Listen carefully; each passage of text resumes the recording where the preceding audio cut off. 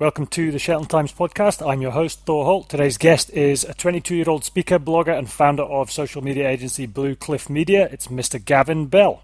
Am I right in thinking you're based in Edinburgh? That's right, yeah.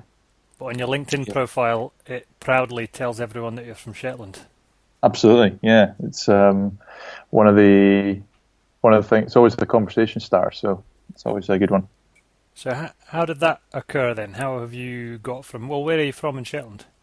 I was brought up in, when I first lived, so I was born in Inverness and then we moved to Shetland when I was 6. We lived in Dunrossness for, how many years? 6 years or so, and then moved to Lerwick and lived there till I was 18. And then moved down to Manchester for 2 years to study, and then moved up to Edinburgh in 2014. So what was the Manchester piece? So it was kind of that classic entrepreneurial story of at school I was buying and selling stuff, and it wasn't sweets in school. It was buying and selling from China, buying from China and selling it on eBay, and so I always knew I kind of wanted to run a business and get into business, but I wasn't too sure on kind of how to go about it, to be honest. I wasn't sure if I wanted to stay in Shetland or move down south, and kind of the norm was to move down south and go to university, but I knew that definitely wasn't an option, didn't want to do that. And I came across what's called the Peter Jones Enterprise Academy, which is basically a business school down in England where it's a year-long course and you have to set up a business as part of that year. So you go there with a business idea, and in the year you are setting up a company. So when you're learning about marketing, for example, you're actually marketing that business. And I set up a company there where I was working with personal trainers and putting them into corporate environments to run fitness sessions. Had a few clients down there, and when I decided I wanted to move back up to Edinburgh just to be back in Scotland, closer to family. And when I tried to bring that business up here, it just didn't really take off. But I was working with personal trainers at the time quite closely, and realized that they were terrible at marketing and I could help them. And so that's kind of where the business Blue Cliff Media started, is helping people with their social media as a general kind of social media consultant. Got you. So I would get you to dish the dirt on Peter Jones if you've got any, because that would be comedy value. But first of all, can we go back to the Shetland thing? So you say it's a conversation starter, but so you weren't actually born in Shetland. You moved up there, did you say, when you were 6? I think it was when I was 6, 2000. So that was so my dad's originally from Shetland, and we moved up there. Well, he moved south with work and then moved back up to Shetland when I was 6 with work using the police. I was going to guess some kind of oil job. So yeah, so you've made a strategic decision to mention Shetland on your LinkedIn profile, but other than that, what's your kind of genuine recollection of Shetland? Like, do you still feel a close affinity for Shetland, would you say? Yeah, 100%. I absolutely love the place. So I try and get back maybe 3-4, many times as I can in a year, but probably on average about 3-4-5 times a year. I just love getting up and going, getting the wetsuit on, jumping in the sea, going on kind of mini adventures around the island. So I absolutely love Shetland. The family are still up there, so I try and get up as much as I can. Sure. When you said stick your wetsuit on, it made me think that you go jumping off cliffs or something. Is that what you mean, or do you mean like That's exactly right. Yeah, that's exactly right. Go and find the biggest cliffs that we can find and jump off them. So it's normally a case of really. What height? Yeah, where's your favourite ones? The biggest one I did was probably last year. We went to, I can't remember the name of the island. It was out west somewhere, I believe, and we swam out to an island. It was about a 300-400 meter swim or so, and then we kind of just went for a walk around the coast of the island, and it was about a 10-meter jump, so that was good fun. Have you ever been to Papastua, that's where I was born, because there's a jump there into Brayholm, which can't be far off 10 meters when the tide's right. No, I haven't actually been to Papastua. So you can jump right into the middle of this island, like it's like a hole going down to the cave, and it's just awesome. I did it years ago now, and I landed it slightly wrong, because as you know, it's pretty easy to land it incorrectly from that kind of height, and I just caught my tailbone, like my butt was slightly out behind my feet, Yeah. and oh my goodness, it was like getting booted in the butt with the maximum force. That's hilarious. Yeah, no, you can't. If you do it, if you land it wrong, it can be pretty painful for sure. It can be Don't want beyond to do a painful, belly. I think. It can be fatal. Oh, I shouldn't Yeah, laugh. that's very true. So That's very true. this island that you swam out to, where was it off of? Or are you unable to tell me because it's like a private place that you weren't meant to be or something? And the police will be interested. Yeah. No, so I'm terrible with locations, but it was up past Bray, I believe. Okay.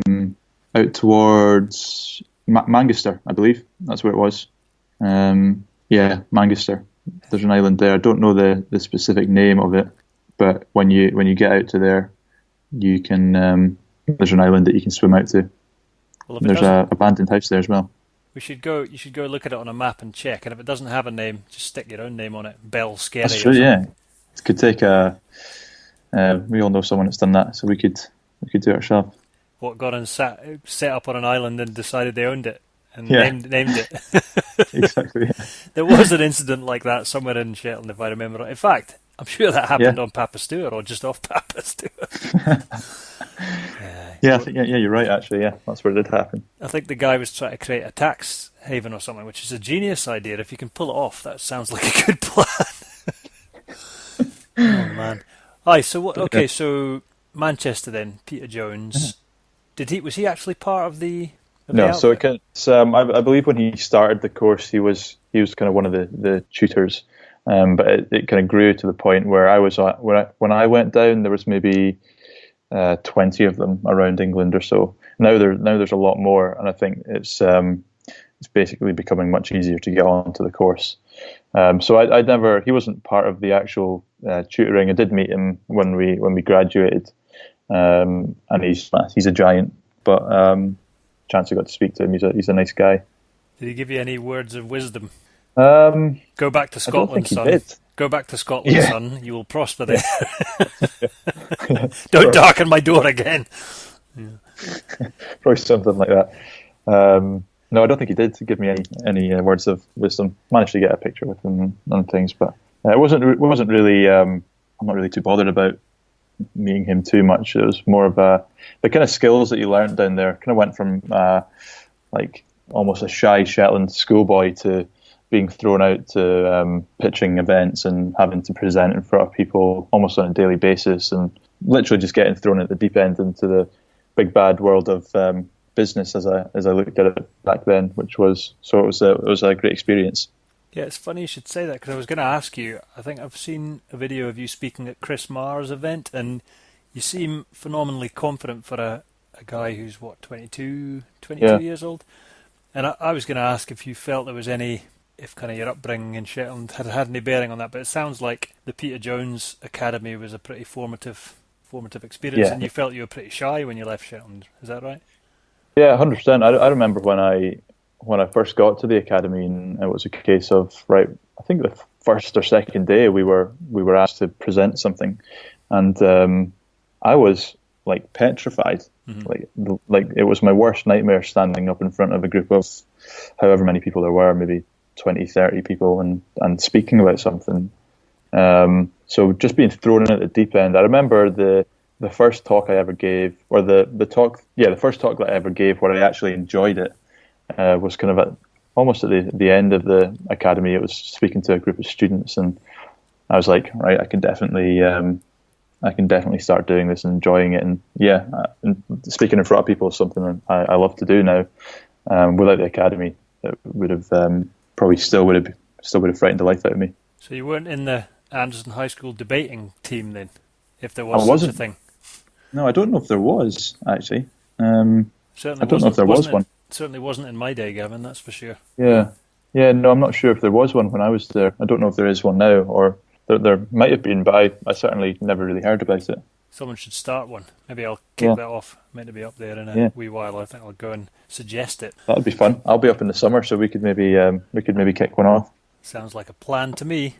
So what's new with you just now then? Yeah, so pretty. I've just got back from the States. I've got a mentor out there who he's quite inverted commas famous in the social media world. So I was flown out to the States a couple of weeks ago to help out at a workshop there, and then we got to meet Facebook and some other big players out in the States. So I'm pretty fired up about where the business is going right now, and the types of work that we're doing, and also the content that I'm creating in the form of videos and things seem to be getting a lot of traction as well. So things right now are looking good, and I'm just kind of going through a period of head down and pushing the business forward and growing it as much as I can. So this is quite an exciting year. Hopefully hire someone this year as well. And actually, just today, about an hour ago, got through the letter of incorporation. So the business is now a limited company. So things are moving in the right direction, and it's exciting. So what was the America trip? Where were you at in the States?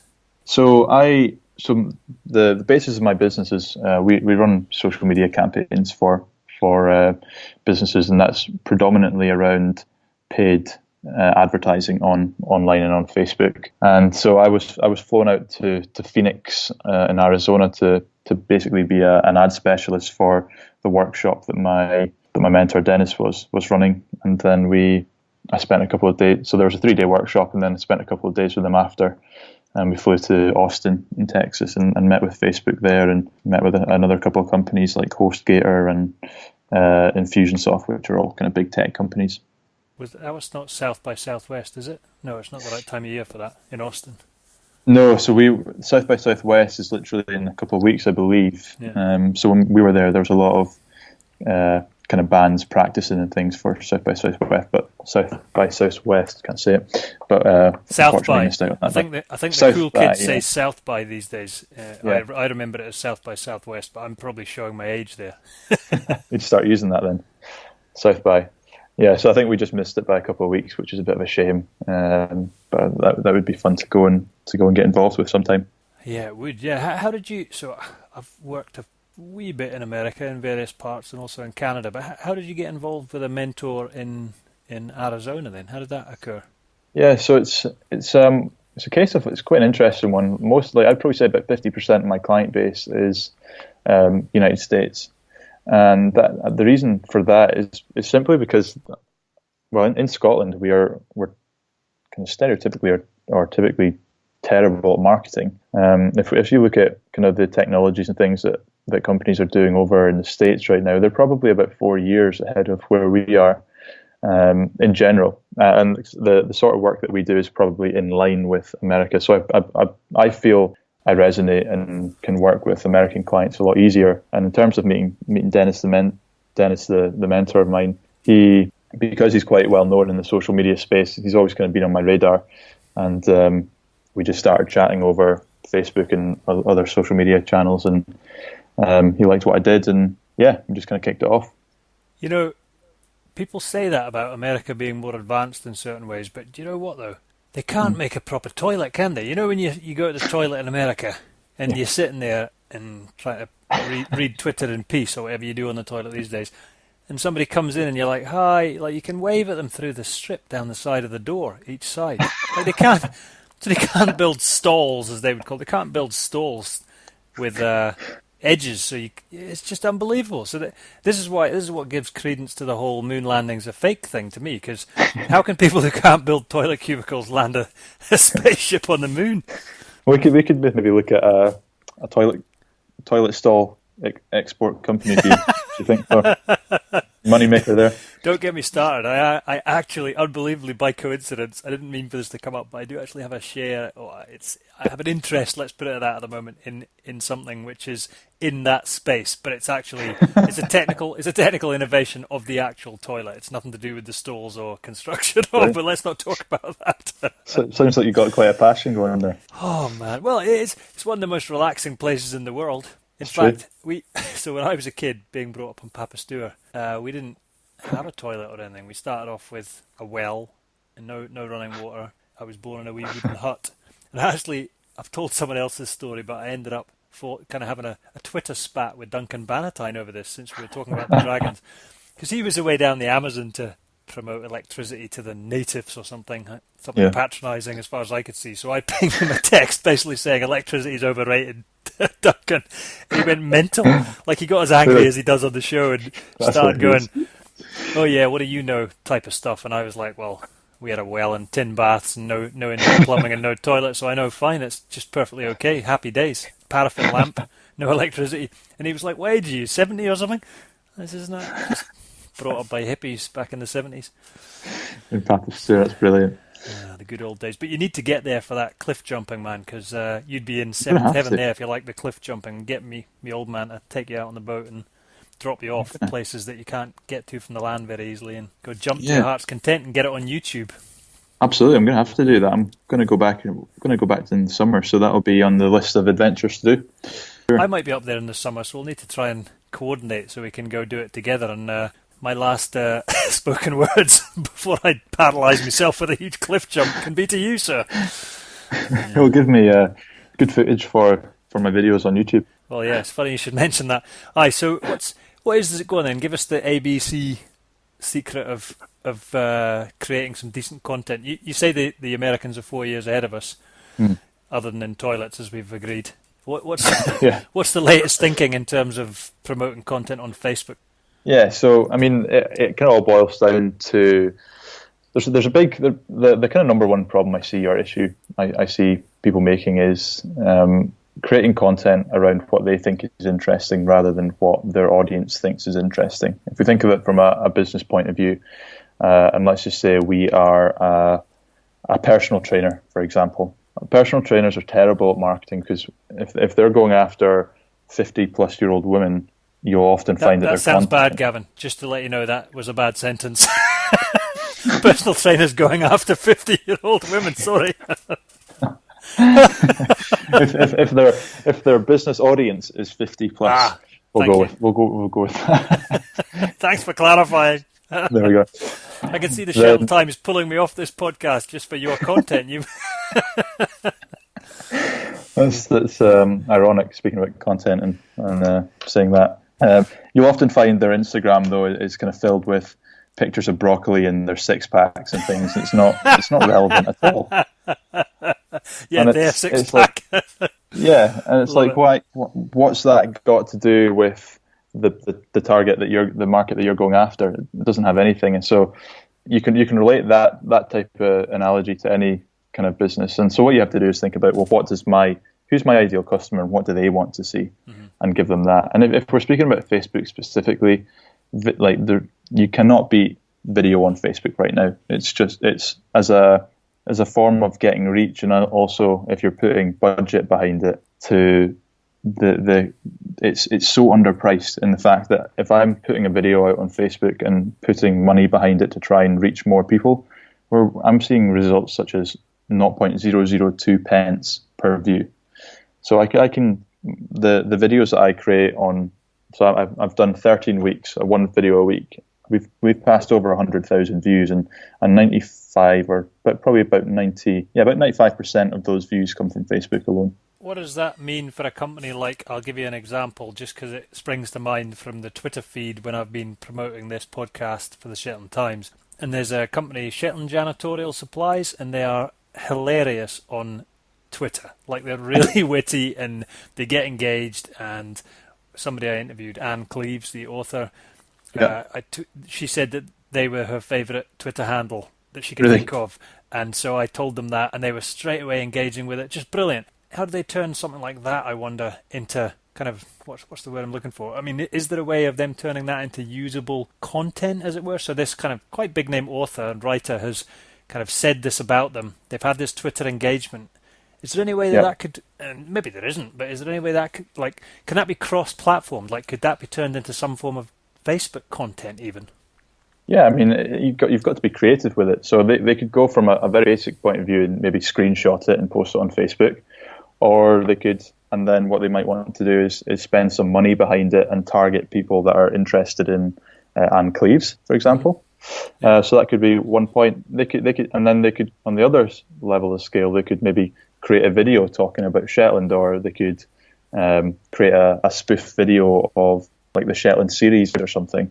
I'm just thinking off the top of my head here. And again, that's cool. Push that out to people that are interested in Anne Cleves. So yeah, like absolutely. If you have something that is working really well on Twitter or Instagram or Facebook, by all means try and cross as the in industry term would be cross-pollinate that across your different channels. Cross-pollinate, that's a very fancy sounding term that reminds me of gardening and brings me back to Shetland and my upbringing, because my mother was an extremely keen, and still is, organic gardener. Nice. It's a bit of a jargon term. This is my one issue with Shetland. I absolutely love the place, obviously, but no trees. How did you handle that? Because you went up there as a 6-7-year-old, so you should have been into tree climbing by that age. Absolutely. I mean, I've got videos of me as a toddler in Inverness climbing up the trees in my back garden. So it was quite I guess I turned from trees to cliffs when I moved to Shetland. And climbing up the cliffs at the Nab in Lerwick was one of my favourite things to do. So much to the delight of the parents. Yeah, you absolutely upped the danger level by like a factor of 10 or something. As you do. What was it like being... I'm genuinely interested in this. And this might not have to end up on the podcast. I'm just interested from a personal point of view. What was it like being the son of a policeman in Shetland? Because Shetland's quite a small place. Obviously, I was brought up there, so I know. And there's a certain, how can we say, strong freedom ethic, we could say, in terms of some pretty wild partying and seeing the police as, how can we put it, not quite the enemy maybe, but I think you know what I'm getting at. Like, how was that as an experience as growing up in a police family in Shetland? Yeah, I didn't actually find it. I didn't have any troubles with it at all. I probably wasn't the most well-behaved child growing up, so that helped. Yeah, but I can't say I ever got into trouble where Dad was having to get involved. But no, I never had. I didn't really have any bother, to be honest with it. I think since Dad wasn't kind of out and about all the time and was inspector and then chief inspector, he was kind of in the background of it all. And so I never really had too much issues with it. And with him being convener now as well, he's I guess he's always been quite a well-known guy in Shetland, but again, no real issues with it whatsoever. Don't ever get anybody complaining to me, or never have had anyone complaining to me about decisions that the council have made or anything with the police. Oh, so he's the convener of the SIC now. But yeah, so he basically went from being in the police, left for a couple of years, and then stood for being a councillor, and then got elected as the convener. So he went away for work and then came back to Shetland. So why did you stay away, as it were? Like you said, you went back up to Scotland to be kind of closer to relatives, but why not go all the way to Shetland? Because it strikes me, if you've got customers in America, it doesn't really matter where you are, does it? And so why not go all the way back to Shetland? Yeah, it's a question I get asked all the time, and it was a question I asked myself actually about a year or two ago when I first moved up here, and when I was working from home. So when I first set up the company, it was basically set up in my bedroom, and the Wi-Fi that I had in that last flat was terrible. Shetland actually, my house in Shetland actually had better Wi-Fi, which is quite a funny joke for people down here. But I mean, I just felt that I kind of wanted to have the exposure on the mainland and not to be restricted in any way, if that makes sense. I know being in Shetland and running an online business, there's things like Skype and FaceTime that you can use, and that old-fashioned thing called the phone. But I just felt being down here, I could have a physical presence, and if I'm doing a lot of speaking and traveling down south and to various other places for events and whatnot, getting to and from Shetland is pretty expensive, and if you're doing that a lot, it adds up. I think when you actually live down south, I was going to say the world, but the UK becomes a much smaller place. So I'm only 4.5 hours from London, 2.5 from Aberdeen, 45 minutes from Glasgow, 3 hours from Manchester. If I was in Shetland to get to these places, you'd be adding on a good few hours on top of that, and the money it obviously costs. So being down here, it just gives me I feel it just gives me a better base to, especially in the early days of starting a business, where I just want to have the best kind of run at bat as possible. Fair enough. I mean, I guess there must be quite a few online businesses run out of Shetland now, but it does totally make sense. I had relatives down the weekend. They were talking about the expense of getting to and from Shetland, which I guess you really have to factor in, especially once you've got a family and kids and things. It really starts to mount up as kind of the start of your, let's say, going on holiday to Europe. You've got to add on another, I don't know, grand or whatever when you've paid for everybody to get to Shetland and back. Yeah. So it'll make a difference. So how can... Sorry, go on, Gavin. I was just going to say, being down here, I guess, adds to I love nothing more than booking a flight to Shetland in a few months' time and kind of waiting to get up there. And then, as I say, just get the wetsuit on and just live a completely different lifestyle for a couple of weeks than you would living down south. Freedom. Absolutely. Freedom. So what's the best place for folks to come and connect with you? Yeah, you can. I'm under the same username on absolutely every channel, which is at Mr. Gavin Bell. The best place to probably find me is on Facebook, which is facebook.com/Mr. Gavin Bell, and you can go and watch my my videos there. There's a couple in Shetland. I did one up Helia, travel home to Shetland. I did a Christmas Day swim one, which was actually featured on the BBC News and nice one.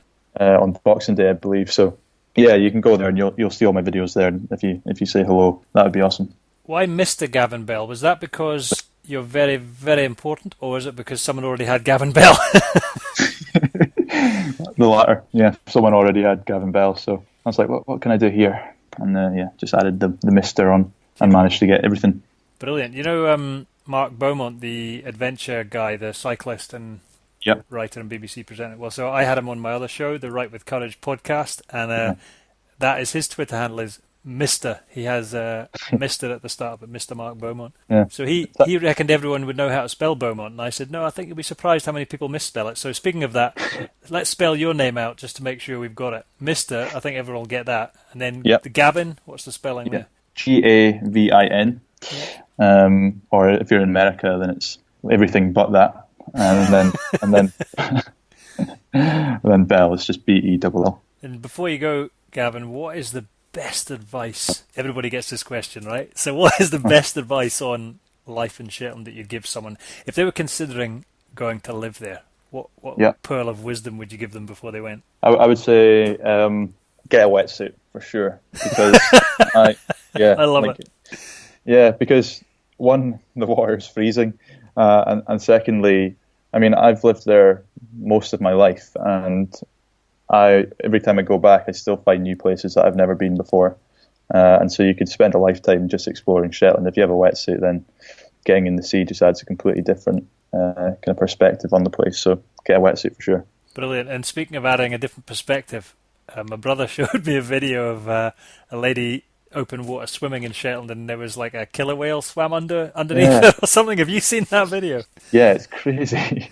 I was in Shetland like the week before that. Mm-hmm. I was in Shetland during the summer last year, and then like literally the day after I left, there was killer whales in Lerwick like every day. I wasn't happy about that, but yeah, some experience for her, that's for sure. I don't think they like to kill people unless you're in SeaWorld, San Antonio or something. Do you? They don't see like, and that's because I reckon they're in a tank and things probably get a bit weird. But in the sea, I mean, have they ever killed anyone? I don't think so. They don't seem interested in humans, are they? Or not interested to kill them and eat them anyway. They might be interested to have a look. Yeah, as far as I'm aware, there's been no reported attacks on a human from a killer whale. They're just interested in seals. So I think they're actually just a large dolphin. Are they not? Do not belong to the dolphin family or something? So yeah, I don't think there's ever been a reporting of a killer whale attack. Not in the wild, anyway. Yeah. Anyway, thanks for coming on the podcast, Gavin. Appreciate it. Good to get to know you a little bit. And if anybody wants to catch up with Gavin, get along to those social media sites we mentioned. I'll get them in the show notes as well.